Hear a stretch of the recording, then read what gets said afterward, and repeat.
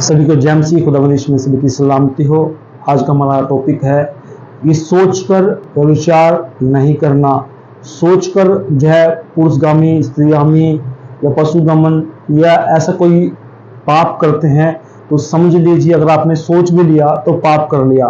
तो चलिए इसके बारे में बाइबल क्या कहती है। वीडियो स्क्रॉल नहीं करना, वरना आप सीख नहीं पाएंगे कि कैसे करने से, किन बातों सोचने से व्यभिचार होता है। और आप अगर आपने इस वीडियो को पूरा नहीं देखा, मैं सच कहता हूं आप भी कहीं ना कहीं व्यभिचार में पड़े होंगे। तो चलिए आज हम देखते हैं लय व्यवस्था उसका 18 अध्याय।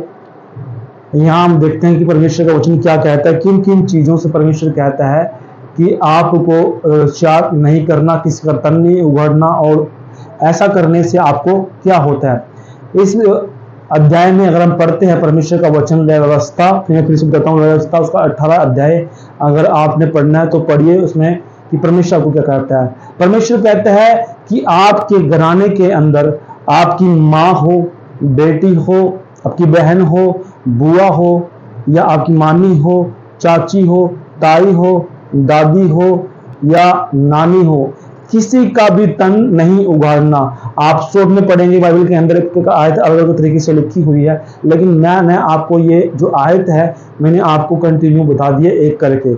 इनमें से पूरे घराने में जो है हम किसका तन नहीं उगाड़ते। अगर आपने अपने छोटे भाई की पत्नी को सोचा या छुआ तो आपने उसके तन को उगाड़ा है। अगर आपने मामा को या कोई उसकी मामी के खिलाफ या चाची के खिलाफ या किसी के खिलाफ भी ऐसा सोचा तो आपने उसके तन को उगड़ा, और परमेश्वर यहोवा उसको पसंद नहीं करता, परमेश्वर उसे माफ नहीं करेगा।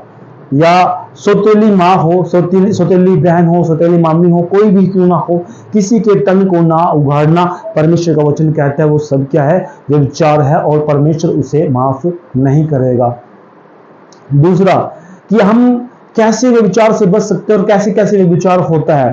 तो व्यभिचार होता है जब आप किसी भी अखबार को पढ़ करके जो है, आप किसी अखबार को उठाते हैं और उस अखबार में बहुत सारी पिक्चरें होती हैं। आजकल देखते हैं हॉलीवुड की, बॉलीवुड की, अन्य अन्य तरीके से जो है पिक्चरें आती हैं, और पिक्चरों को जो आप देखते हैं उसमें सोच करके जो विचार करते हैं तो वो भी पाप हो चुका है, व्यभिचार हो चुका है। आप वीडियो को स्क्रॉल करते हैं, वीडियो को स्क्रॉल करते हुए देखते हैं कहीं ना कहीं ऐसी कोई व्यभिचार की वीडियो आती है, कोई ऐसी वीडियो आती है जिससे आप देख करके व्यभिचार करते हैं, तो वो भी व्यभिचार है। और आपने अगर आप उस वीडियो के माध्यम से आपने सोच लिया तो आपने व्यभिचार कर लिया।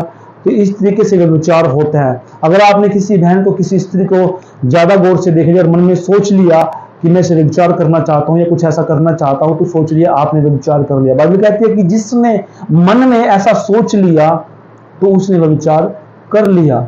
आज हम देखते हैं इंडस्ट्री के अंदर, बड़े बड़े बॉलीवुड के अंदर, टॉलीवुड के अंदर, हम देखते हैं हॉलीवुड के अंदर, बॉलीवुड के अंदर, इन बहुत सारी तमाम इंडस्ट्री के अंदर हम देखते हैं बहुत व्यभिचार चल रहा है, और बहुत सारे व्यभिचार जो करते भी हैं। और जो इस दलदल में फंसा है तो दोस्तों उससे बाहर निकलना बहुत ही कठिन है। और उससे कैसे बाहर निकल सकते हैं, इसके केवल बाइबल को पढ़ के और परमेश्वर के वचन को फॉलो करके। तो हमारा मेन टॉपिक जो है कि व्यभिचार कैसे होता है, सोच कर व्यभिचार होता है। कहीं तो सरेआम करते हैं और कहीं सोच कर लेते हैं।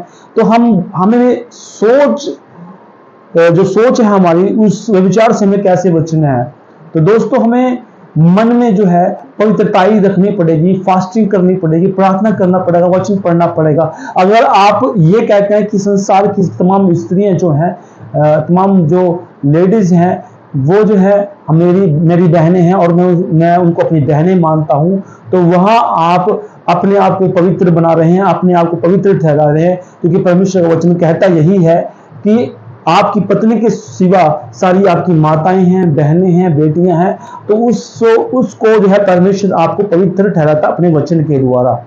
और यहाँ सब बताया गया है कि किसी के तन को ना उगाड़ना, सभी को माता, बहन, बेटी, बुआ, फूफी, मामी और नाना नानी, दादा दादी, इस तरीके से कह करके पवित्रताई में चलना है, ना कि उनके तन को उगाड़ना, सोच कर भी नहीं और कह कर भी नहीं। तो इस तरीके से व्यभिचार होता है। और व्यभिचार से बचते कैसे हैं? व्यभिचार से बचना ऐसे है कि आप बाइबल को पढ़ें, प्रार्थना करें। अगर आपका शरीर आप पर हैवी होता है तो फास्टिंग करें और प्रार्थना करें, परमेश्वर का वचन आपको बचाएगा।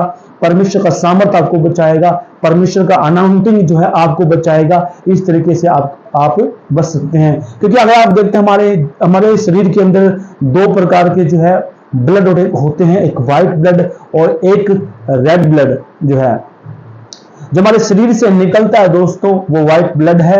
और जब हम किसी दुर्घटना का शिकार होते हैं, हमारे शरीर के अंदर सुई चुभोते हैं, कोई ऐसा कट जाता है, तो दोस्तों वो होता है रेड ब्लड। और इन जो ब्लड जो है जब आप पर हैवी हो जाता है, व्हाइट ब्लड हैवी हो जाता है, तो आपको करना क्या होगा, आपको फास्टिंग करनी होगी। फास्टिंग के तरीके से दोस्तों आपको अपने ब्लड को कम करना होगा, और जब आपका ब्लड कम होगा तो आपके शरीर पर हैवी वो होना बंद हो जाएगा। और वो फास्टिंग है, क्योंकि हमारे शरीर के अधिकतर जो है हम खाते रहते हैं, फास्टिंग नहीं करते, फास्ट फूड खाते हैं दोस्तों, हम जूस पीते रहते हैं, कोल्ड ड्रिंक पीते रहते हैं। बहुत सारे ऐसे ड्रंकर भी हैं जिनका खून गाढ़ा हो जाता है और उन पर हैवी हो जाता है, तो वो ऐसा व्यभिचार करने की सोचते हैं। और जब आपका लिमिट में रहेगा और आप ये सोचेंगे कि मेरा शरीर लिमिट में रहे और मेरी माने, तो आपको फास्टिंग, अधिकतर फास्टिंग करनी होगी और प्रार्थना में रहना होगा, तब आप व्यभिचार से बच सकते हैं। तरीका ये है।